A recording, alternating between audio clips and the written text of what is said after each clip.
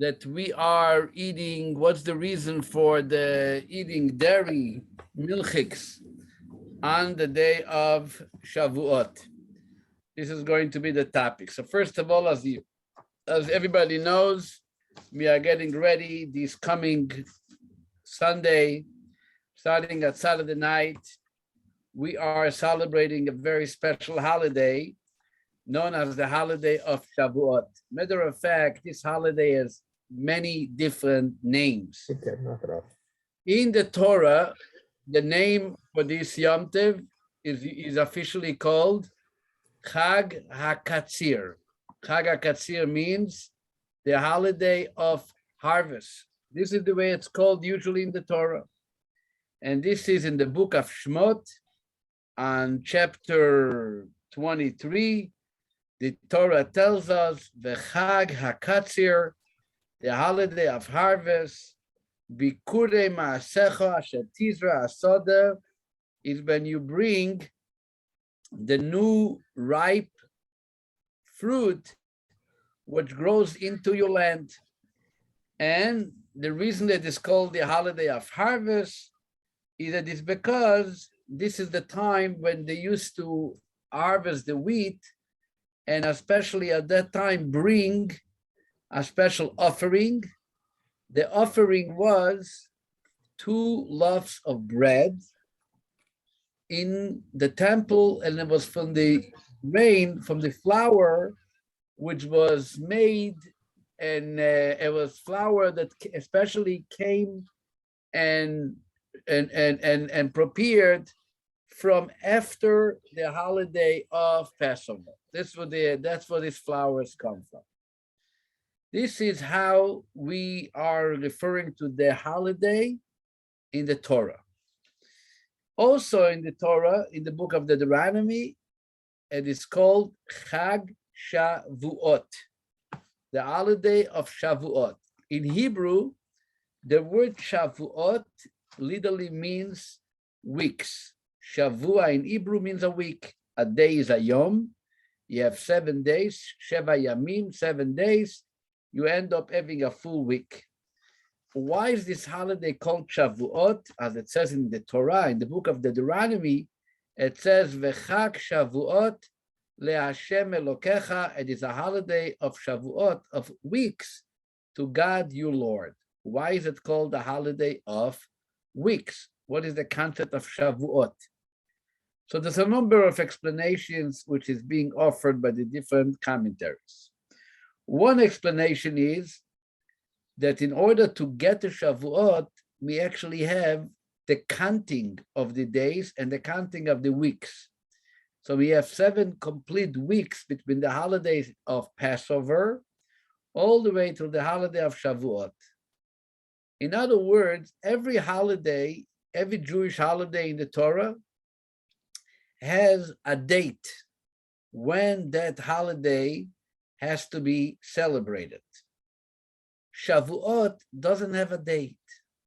Shavuot, the Torah tells us, has to be celebrated after counting 7 weeks from Passover.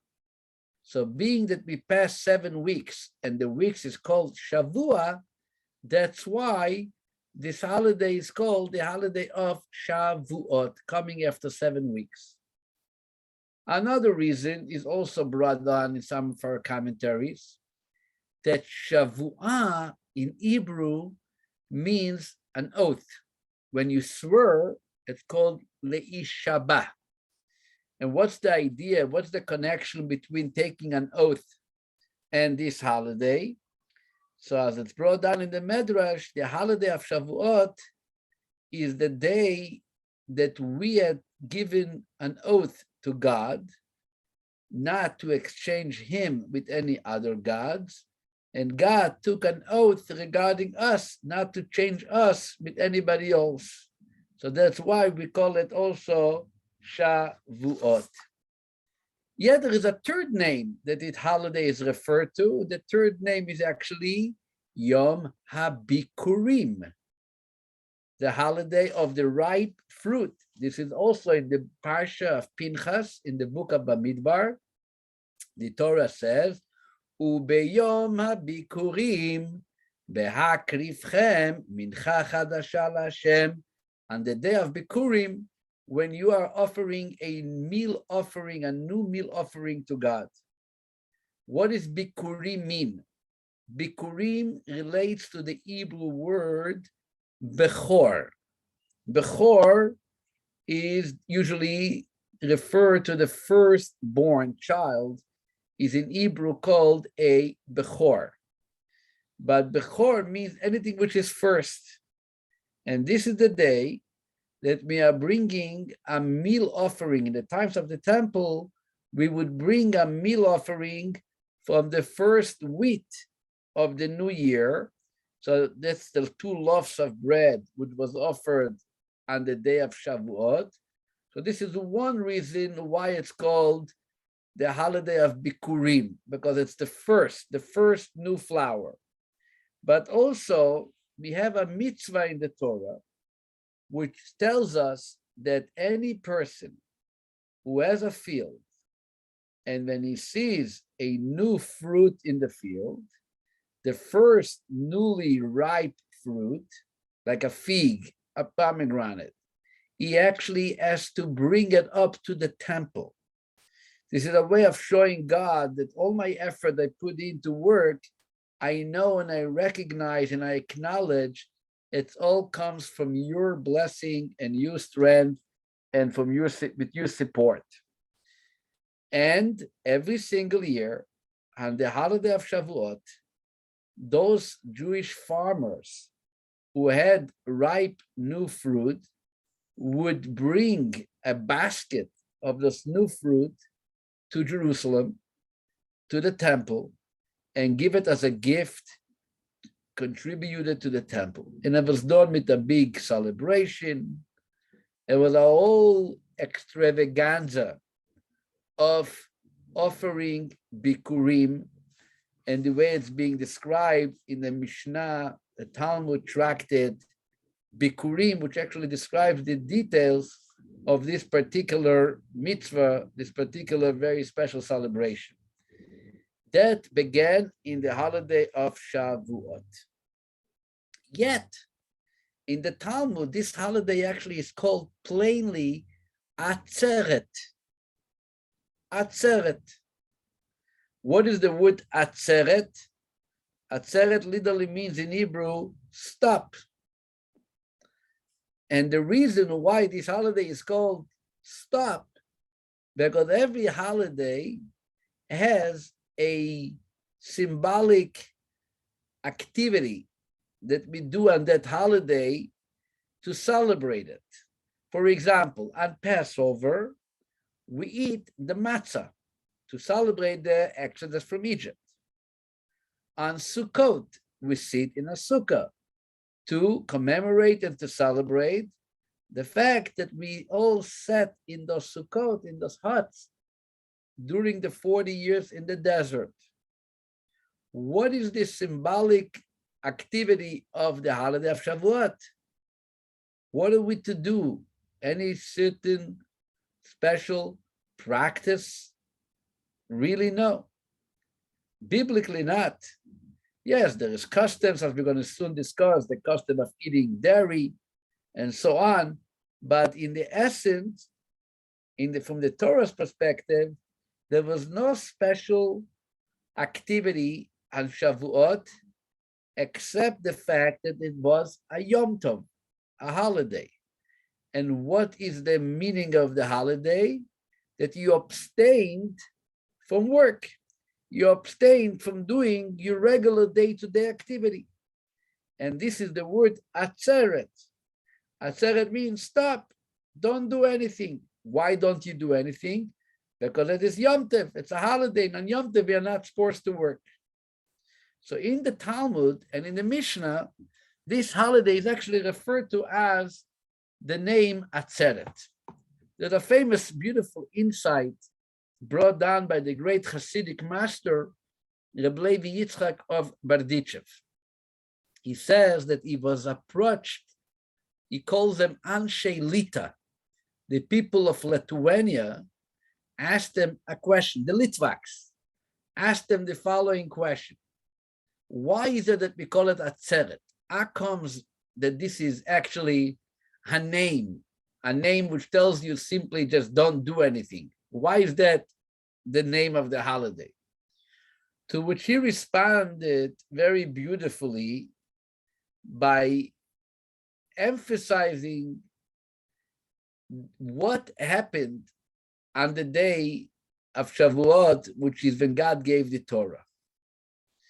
Even though at that point we are clearly just being given commandments, what to do, but there was one thing that we were told already prior to the giving of the Torah, which had to do with the revelation at Sinai. What was that? When God told Moses, tell the Jewish people to abstain from getting up to the mountain.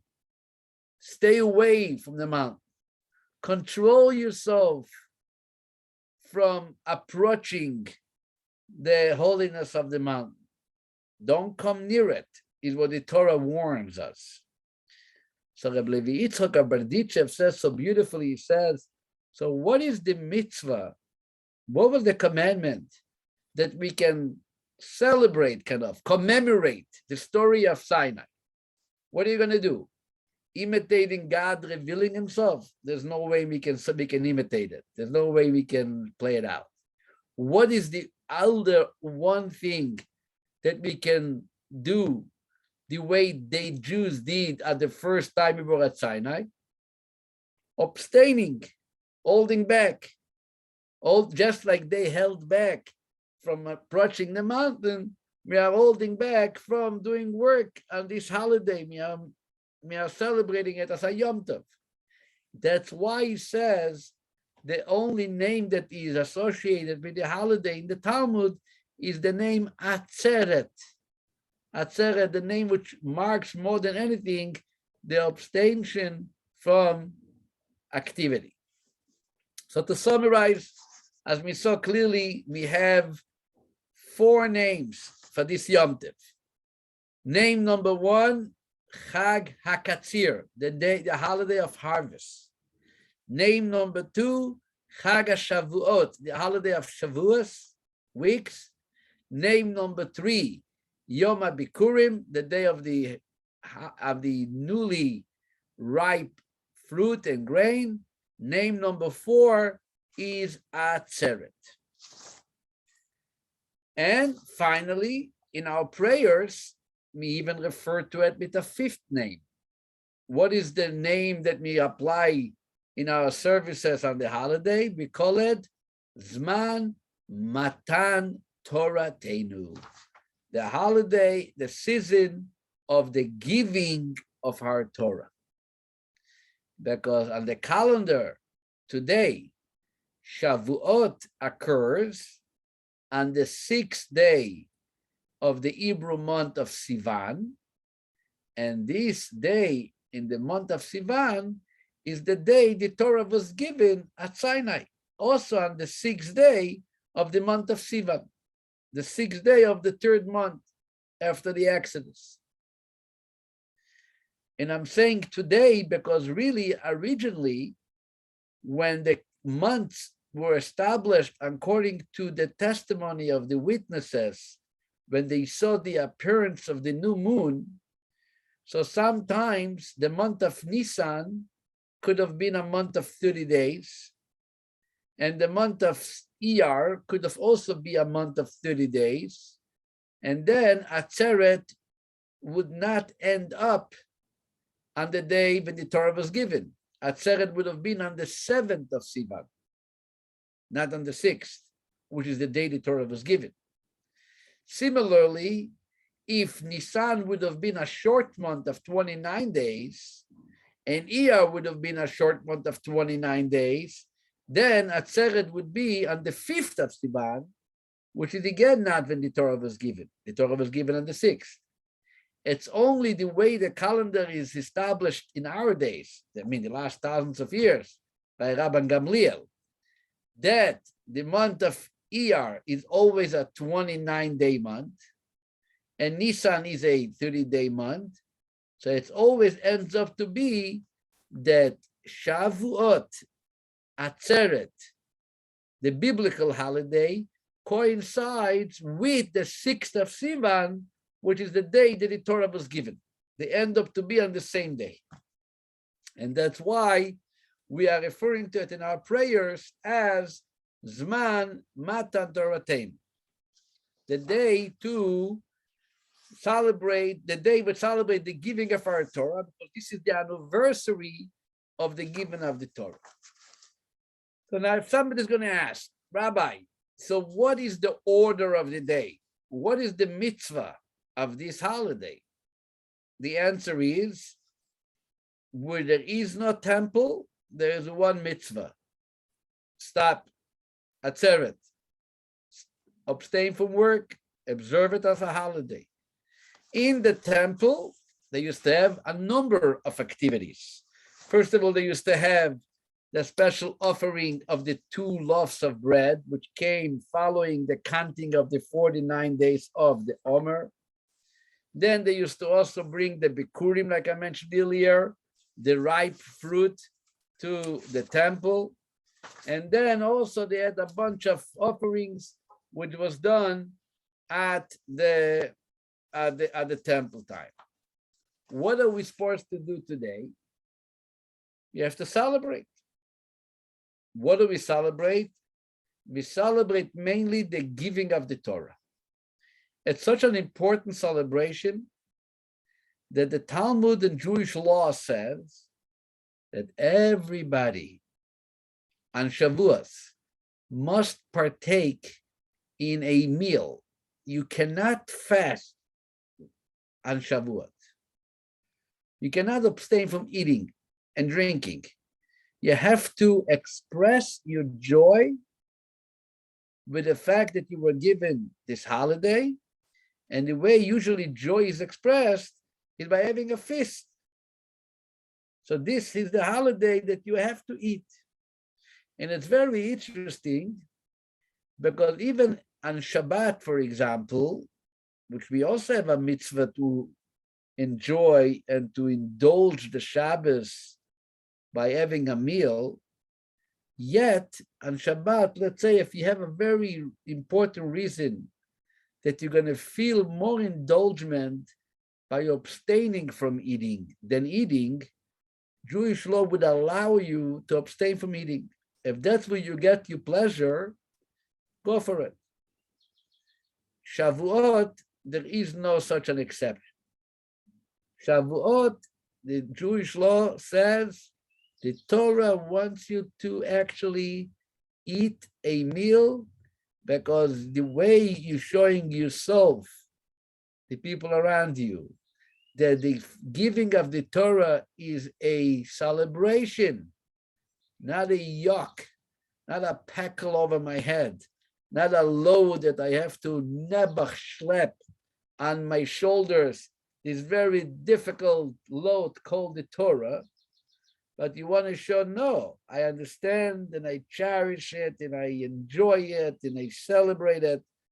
Therefore, we have to have a meal. The Talmud even goes on with stories about Talmudic rabbis who asked for special delicacies to be prepared on this day.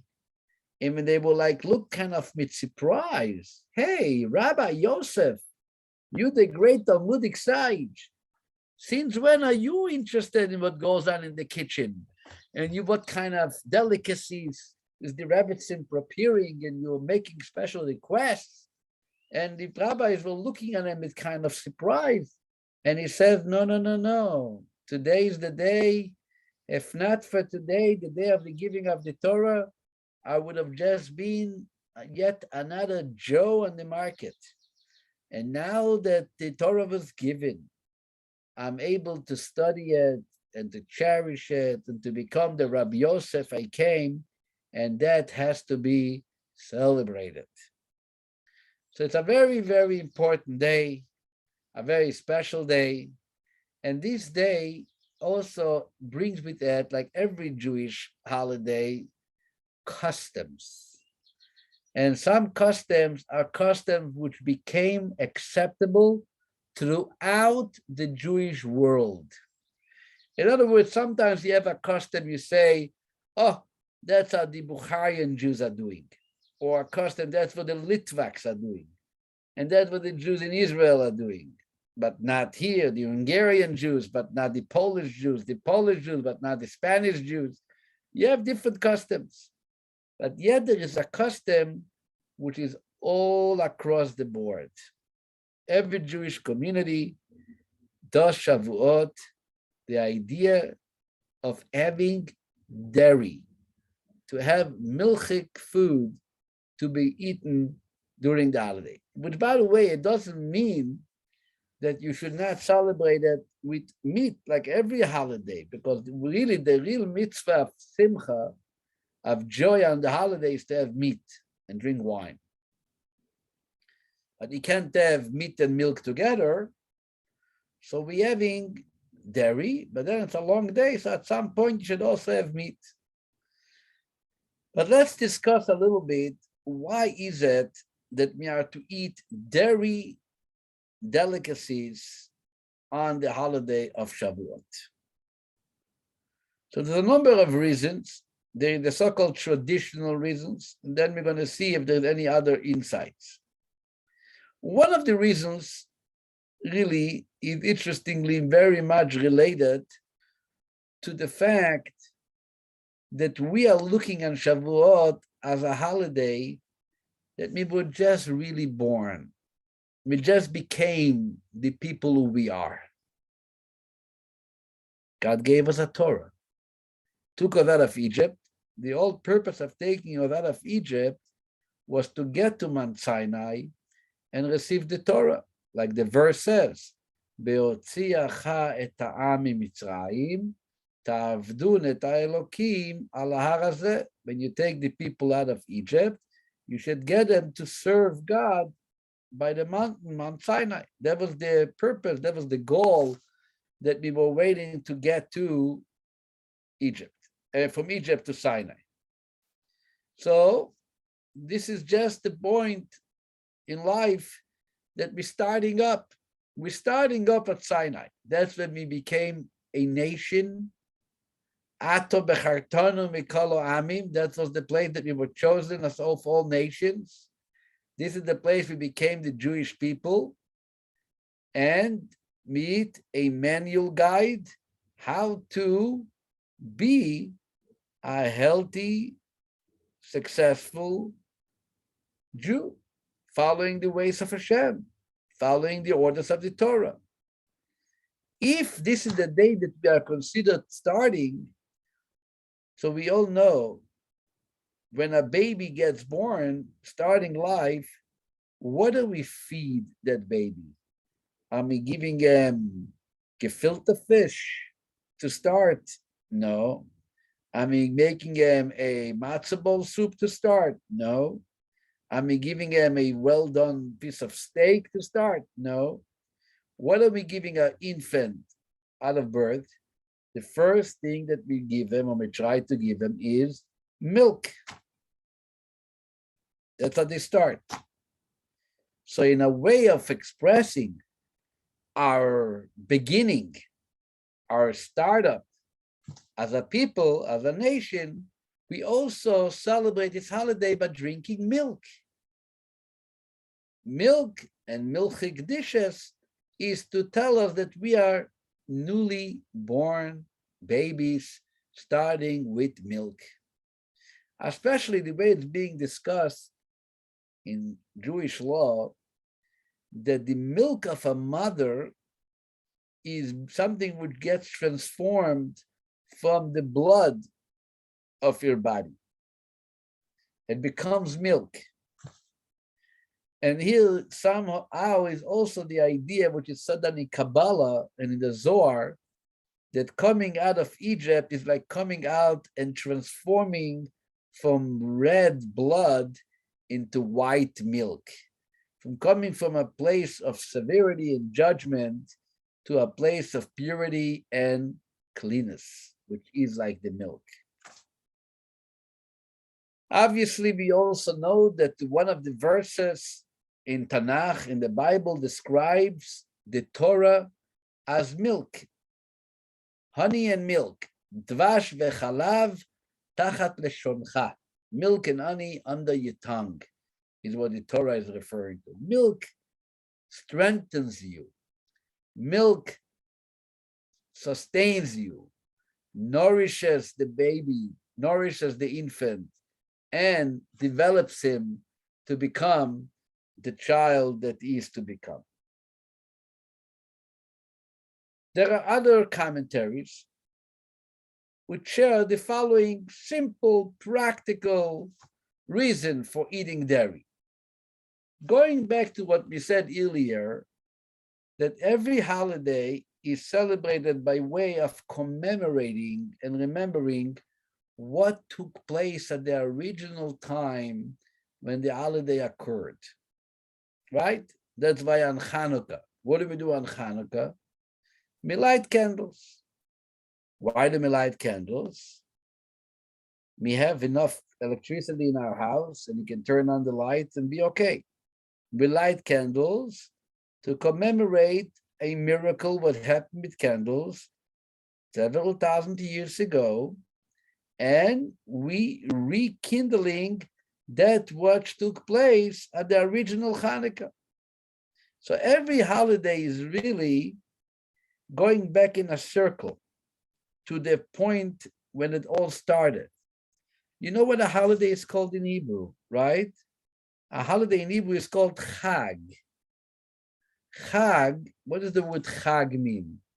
Chag actually means a circle going circle around and on. Where are we circling? We are circling from the original,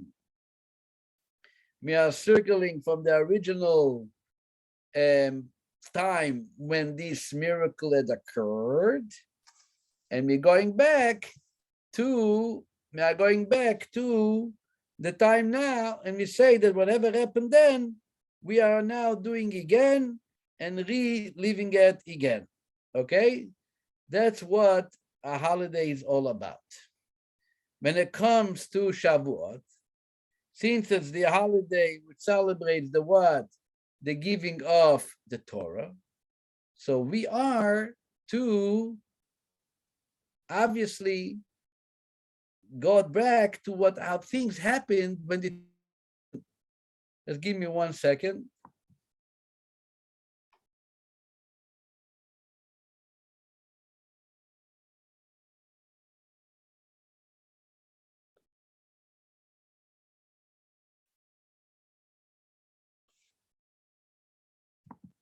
I'm sorry.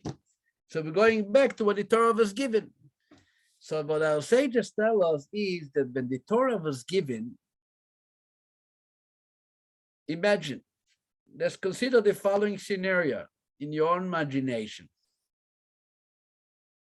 You have an old kitchen, pots and pans and dishes that you brought with you out of Egypt. You never learned about the dietary laws. You never heard about separating meat from dairy.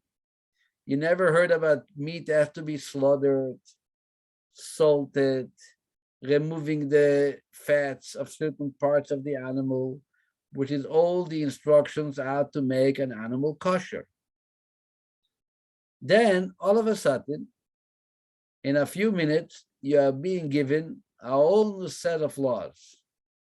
From today on, no more meat and dairy at the same pot. From today on, no more just going over to animal, kill it, and put it on the barbecue. You have to slaughter it, a certain special process. You have to remove its blood, etc., etc. You get all those rules because they perceived all of it in the moment of the revelation of Sinai. They didn't just get the 10 Commandments. 10 Commandments was the overwhelming experience, but it was all at the same time, all those details were revealed to them and they were uncovered and discovering the new set of commandments called the 630 mitzvot. So now, tell me, my friends, you come home after such a presentation, and you come into the kitchen, and you want to make yourself something to eat. What is the easiest way to get lunch after receiving the Torah outside? One thing for sure, you're not going to have a barbecue. You're not going to eat meat because you have to learn how to slaughter. You have to process the laws. And also, your stove is not kosher at this point. And your plates and cutlery, everything is now not kosher because you use that by mixing meat and dairy and by eating food which till now was okay, and from that point on it is not okay. It was kosher, but now it's not kosher anymore. So what do you make yourself a lunch? The easy way is you go over to your cow, you give a kvetch, and you give yourself a cup of milk. And maybe you can make a little cheese out of it or butter, and that's it. Put it on a piece of bread and you're good for lunch. But you can't have meat. There will be too much. So that's what some of our sages say is the simple reason why we are actually eating dairy on Shavuot. To remember how it was the first meal in the original Shavuot when the day the Torah was given. Isn't that nice? Nice reason. But the Rebbe actually has a question on that reason. And the Rebbe asks two things. First of all, he says, if you can't cook meat, you can't cook dairy either, right? Because the dishes are not good. So then the custom should have been that we're only drinking cold milk because that's the only thing that you can get processed immediately by milking the cow. But we don't find that that should be the custom. The custom is to eat dairy. Matter of fact, some people make cheesecake, others make lasagna. Remember at Sinai, we all ate lasagna, right? The Italians came and they made us the very good lasagna and pizza and ich weiß was dort, and all kinds of dairy dishes. But we don't do it. We eat all kinds of dishes, but those dishes were also not really practical on the first time when the Torah was given, right? If you can't cook, you can't cook. The Rebbe says even more. It's very difficult to accept that on the day the Torah is given, you're not going to have a real meal, which means usually a nice piece of meat in honor of the day. You wonder, how would they do it if they don't know how to slaughter? So he actually brings a number of proofs that the concept of slaughtering actually did exist even before the Torah was given. And it might very well be that the Jewish people kept those laws even prior to the time the Torah was given. Rashi says actually in two places. One is by the time that Isaac is sending Jacob to hunt, to bring him some meat, and Rashi says, one of the words in those verses, that he taught him how to make sure that he keeps the knife of slaughtering properly prepared, so the slaughtering should be exactly as it meant to be. Even when Joseph was sitting with his brothers for a meal, so a deal too, he gave them, it says in the verse, a certain indication which shows that he showed his brothers that the meat that he presents them, that he shares with them, was meat which was properly prepared and slaughtered in honor of the meal. So you have the meat being slaughtered by Joseph. You have the meat being slaughtered by Isaac. The Rebbe says it wouldn't be surprising at all to assume that the Jewish people, even before they came to Sinai, they also ate meat, and the meat was actually slaughtered just in the same rules that they eventually received from Sinai. But yet, the custom is to eat dairy. So going back, I guess the dairy has to do with what we said before. Dairy has to do because the Torah is compared to dairy. The becoming a nation is compared to somebody who sustains himself some milk and dairy, and that somehow is the connection to dairy. But if you look in the Shulchan Aruch, we find actually an interesting reason why we eat dairy. And it reads as follows. This is in the Shulchan Aruch by Moshe Isolish, the Ramah, the halachic authority of Ashkenazic halachic rulings. He says as follows. You know what we are trying to commemorate here too? It's not only the giving of the Torah. Like we said before, the day of Shavuot and the giving of the Torah, even though today they're interconnected because they coincide on the same day, the 6th of Sivan, but really in essence, they are two separate holidays. The day of Shavuot originally, what was the main service in the temple? What was the main celebration of the temple? It was not the giving of the Torah. The main celebration of Shavuot is that they finished counting the 50 days, the 49 days of the Omer, and they are now ready to offer in the temple a meal offering from the newly harvested wheat flour. And the way they made it, they prepared 2 loaves of bread, placed on the altar, and that was the celebration. So really, the Shulchan Aruch says what we are trying to commemorate is the offering of the 2 loaves of bread. We want you on Shavuot to eat twice bread. Now, what's going to make you eat twice bread?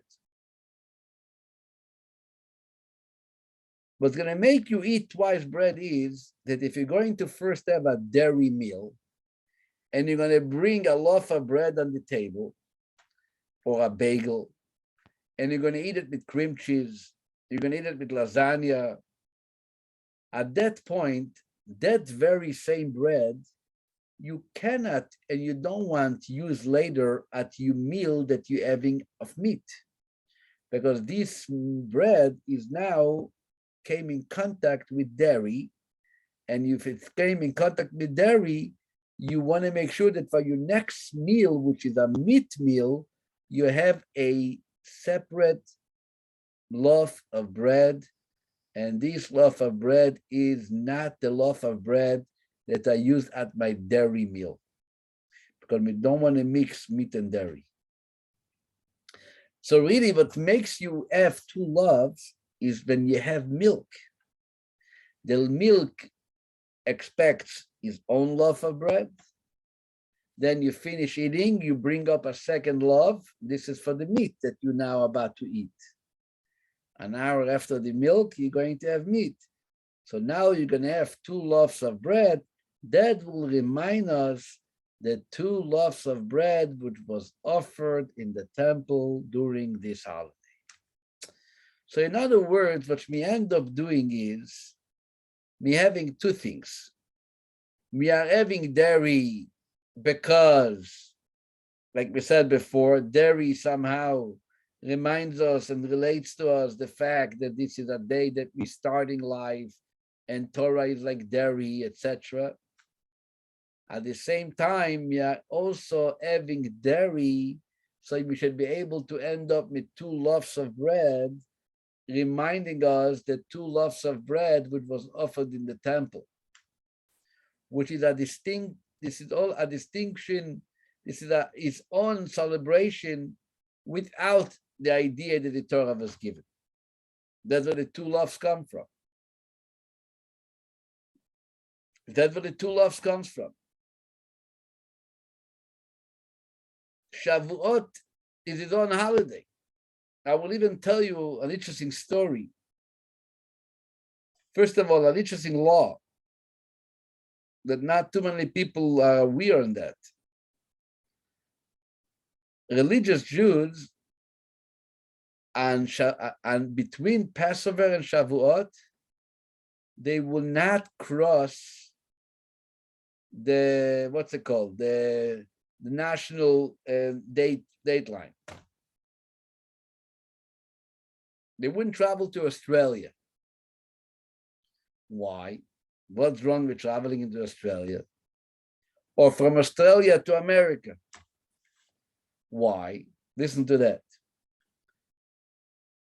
Because Shavuot, like I said before, doesn't have a date on the calendar.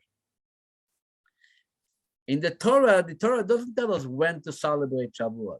The Torah tells us you should count 49 days after the second day Pesach, starting the second day Pesach, count 49 days. The 50th day is when Shavuot is. So imagine if you were in Bellevue, Washington, the second night Pesach, and you counting you Omer, the 49 days. And yesterday, Tuesday night, you traveled to Australia. Last night, when you counted the Omer, I believe it was 45 days to the Omer, right? You leave to Australia. You leave to Australia last night. After you count the Omer, you leave to Australia. You arrive in Australia on Thursday.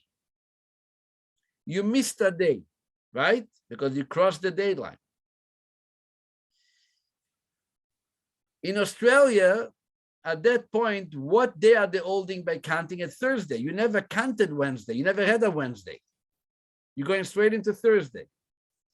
So while they are counting 47th, you are still a day prior to them. You are still a day before them, right? You are holding the day before that you never counted. So you, because you have to follow your own count, like the Torah says, Usfartem lachem, you should count for yourself 49 days. So you're going to end up having your holiday one day after Australia celebrated their holiday. If you travel from Japan or from Australia to America and you gain an extra day, right? You gain an extra day, but you still continue your own counting because you count on your own calendar. By you, it's 45 days from Pesach. You came to America, they're already holding the 47th day. I'm sorry, you miss a day. They're going to be holding the 44th day, right? So what's going to end up being that you are celebrating Shavuot a day prior to when America is celebrating Shavuot. So you try never to go to cross the date line during this date of counting of the Omer. But what happens if you did? Okay, you did. Somebody came to America from Japan Friday this week. What night on Friday night this week in America, we're going to say tonight is the 49th day to the Omer, right? In Australia, the guy who came from Australia, he's already said the 49 days of Omer, he already said it the night before, right? So for him, Friday night is already Shavuot. He has to make Kiddush for Yom Tov. He has to pray the Yom Tov prayers. We are only going to have Shavuot Saturday night because he came from Japan, he came from Australia, and he already finished the 49 days on Thursday night, right? According to his counting. So Friday night is for him the holiday of Shavuot. He has to make Kiddush. That's, by the way, is the ruling. But think about that. If he is celebrating Shavuot on Friday night, because he has to, would he be able to say in his prayer, today is the day of the giving of the Torah? No. Why not? Because the Torah was given on the 6th of Sivan. And today is not the 6th. In America, it's the 5th. So you clearly see how the celebration of Shavuot, which has to do with the 49-day counting, can sometimes be completely separated from the holiday of Shavuot, which celebrates the giving of the Torah. On a regular circumstance, they coincide on the very same day. Don't take me wrong. But in the times of the temple, and even today, if somebody travels between Japan to America, is going to end up celebrating Shavuot the day before the 6th of Sivan, because it's already the 50th day from his counting, and still not saying the day, the season of the Torah giving, where the Torah was not given today. The Torah was given 6th of Sivan. There was actually a Jew who came to the Rebbe once, and it was like this year. It was 1961. I heard it from the rabbi who was there. A Jew came from Japan, and the Rebbe walked by Shabbat. The Rebbe came out of services, and he wished everybody good Shabbos, good Shabbos, good Shabbos. So this Jew says, I just came yesterday from Japan. So the Rebbe turned to him and he says, good Shabbos, good Yom Tov. For you, it's Yom Tov. Good Shabbos, good Yom Tov. It's Yom Tov. So in other words, every holiday, every year on Shavuot, we have to remember there are two things that we are celebrating. We are celebrating the giving of the Torah, and we are celebrating the holiday of the wheat, the two loaves of bread. And that's where the dairy comes and marks both of those things. In one end, the dairy comes and tells us, this is the special day that we didn't have time to make meat, and it's the day that somehow we are newly born, and we are having milk, etc. And at the same time, we are also having two loaves of bread. And to have two loaves of bread, we have two separate meals. Each meal has its own loaf, reminding us the two loaves of bread which was offered in the temple during this holiday. And to conclude, what makes holiday so special is also because the holiday of Shavuot, in addition of being the day of the giving of the Torah, which obviously celebrates Moses, who gave us the Torah, the Shavuot holiday, there are two very special anniversaries of passing two big yortzites. The first person who died on Shavuot, who passed away, was the one and only King David. David HaMelech died on Shavuot, as the Talmud tells us, Be'atzeret Meis David HaMelech's yortzeit, the day when his neshama shines and gets re-energized, is on Shavuot. And also, last but not least, the holy Baal Shem Tov, the founder of the Hasidic movement, also passed away on Shavuot, the first day of Shavuot, in the city of Meshbush. The Baal Shem Tov passed away, Tov Kuf Chav to Tov Shin Chav, 260 and 263 years ago.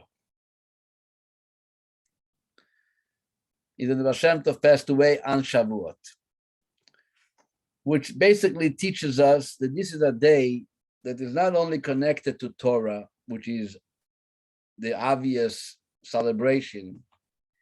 It's a day which is very much connected to tefillah, to prayer, because King David is the founder of our prayers. We share in our prayers so much of his songs from the book of Tehillim by King David, the sweet singer of Israel. Va'ani tefillah, he said, I am prayer, is what King David said. In addition, there is also, like we said, the day of the Baal Shem Tov. And when the Baal Shem Tov was born, that means that this is the day that we are also connected with the teachings of the Baal Shem Tov, which is the Torah of the Baal Shem Tov, which is, I'm sorry, what happened here? Oh, was it the Torah of the Baal Shem Tov, and this is the teachings of Hasidus, the inner dimension of Torah. So we have mitzvot on Shavuot, the revealed part of Torah, which is the Torah given by Moses, and we have on Shavuot the inner dimension of Torah, which is taught by the Baal Shem Tov, and we have on Shavuot also the, the prayer by King David, which obviously makes Shavuot such a special holiday. And therefore, we also have the custom, the night of Shavuot, to be up and studying, learning, preparing ourselves to the Torah reading of the first day Shavuot. You know what we read on the first day of Shavuot? On Shavuot, we are reading the 10 Commandments. We are reading all about what happened when Hashem gave us the Torah at Sinai. And it's very important that everybody comes to synagogue on Sunday and listens to the 10 Commandments and participates in the, in the celebration and the experience. So I would like you to all look at the website, take the information, mainly that on Sunday, we're going to start services at 9:30.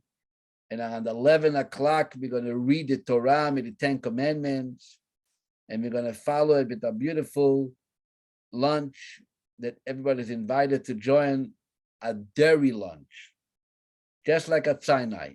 Ice cream, dairy ice cream, lasagna, bagels and lox, just like at Sinai. Everything just like at Sinai. To come join us and be a part of this beautiful celebration, opportunity to rededicate ourselves to the giving of the Torah. The Torah was given at the year 2448. Now we are 5782. So you make the math. How many years ago the Torah was given? So very simple. If you bake it, look, I have a calculator right here. I don't trust my my own work. So 5782, which is this year since creation, minus 448 equals 3,334. So if you want to know what year anniversary we are celebrating this holiday, 3,334. Since Sinai, not too long ago. Here, we have mit us at class. Arnold, he was there. He can tell you exactly how it was. Right, Arnold, you remember? Remember very well. It was good, right? The lox, the kimchi, everything was good. Very good. So with that in mind, I want to wish you all a happy holiday. Enjoy, come celebrate and be prepared. Look up more what you can study in preparation for Shavuot so we can really celebrate it all together. Thank you very much. Pleasure to see you all. I am going to let you stay on the phone, but I have to leave right now to see someone, but I shall be happy to see you later. Arnold, take over. Thank you. Thank you, Thank you. Rabbi. Thank you. Thank you. Yeah, Rabbi. How do I, who is taking over the thing? Rabbi, I'd like you to introduce you to my son, Martin, Who is he? Right there. the big black guy. Oh, you are Martin, the famous Martin. That's the famous Martin. How are you doing, Martin? You feeling better? You feeling okay? Can't hear you, Marty. Yeah, my mic wasn't on. There you go. Are you feeling Yeah, better? I am feeling much better. God We're bless getting you. there. Very good. Feel very good. I'm sorry that I have to rush now, but come join us in the next classes, okay? Sure. And God Right. bless you. All the best. Good night, everybody. I'm gonna go, okay? All right. Good night. Good night. Good night. See you next week. See you on Saturday. It's a long drive for us, and I've been up since today. I don't think I'm up for a drive to Seattle. Not even to Bellevue. No, I've already been to St. Louis and back today, so I'm done for the day. And I worked last night. Yeah. Basically, we're crazy. Yeah. I'll say it, right, Martin?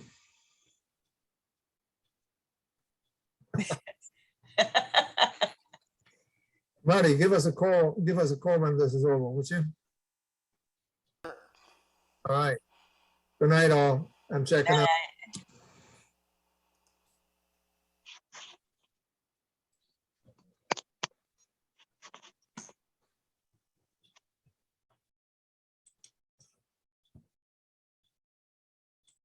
Just good night, Judy.